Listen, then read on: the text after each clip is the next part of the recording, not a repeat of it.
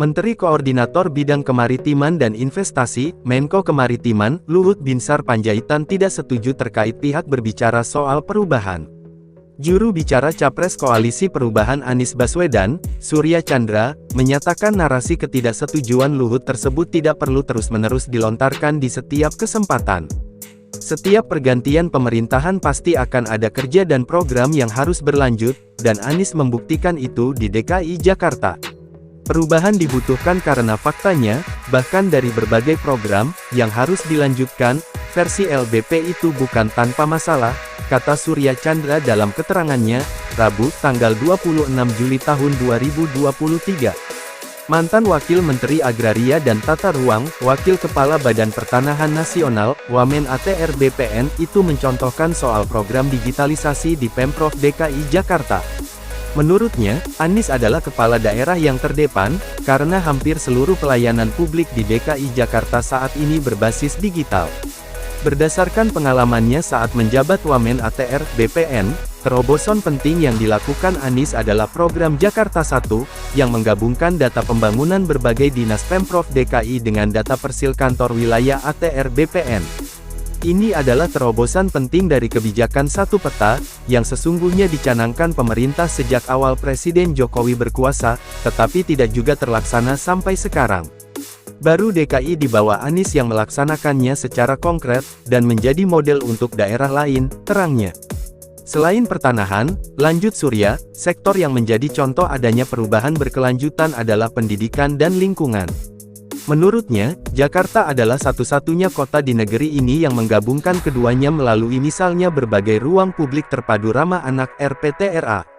Gagasan awal RPTRA menurut Surya, muncul saat Jokowi menjabat Gubernur DKI Jakarta, tetapi Anies mengkombinasikannya dengan upaya mengatasi banjir di DKI. Mekanismenya, sambungnya, saat kondisi baik RPTRA berfungsi sebagai ruang publik, tetapi saat buruk ketika musim hujan dan air melimpah, RPRTA bisa berubah fungsi menjadi resapan air sementara. Setelah banjir surut ia pun kembali ke fungsi awalnya. Ini bisa dilihat di RPTRA Tebet Eco Park, misalnya, yang belum lama ini juga menang penghargaan dari Presiden Singapura untuk desainnya. Ini hanya contoh keberlanjutan program pemerintah sebelumnya yang diperbaiki dengan serius oleh Anies Baswedan, ujar dosen Fakultas Hukum Universitas Trisakti ini. Sementara terkait visi misi perubahan, Surya menyebut Anies kerap menyuarakan catatannya tentang utang BUMN yang super tinggi saat ini. Surya melihat bahwa persoalan itu penting untuk diubah, karena menurutnya BUMN tidak seharusnya mendominasi semua program pembangunan, karena peran swasta juga perlu dikuatkan. BUMN perlu didudukkan kembali ke perannya sebagai agen of development, tidak bekerja berbasis utang yang membebani rakyat, yang juga rawan bancaan, cetusnya. Surya menegaskan bahwa Anies Baswedan berpikiran yang sama dengan Luhut, bahwa semua hal yang baik dikerjakan pemerintahannya dilanjutkan oleh pemerintah berikutnya. Karena itu, Surya mengatakan bahwa sepatutnya tidak perlu ada lagi super minister yang harus melakukan semuanya.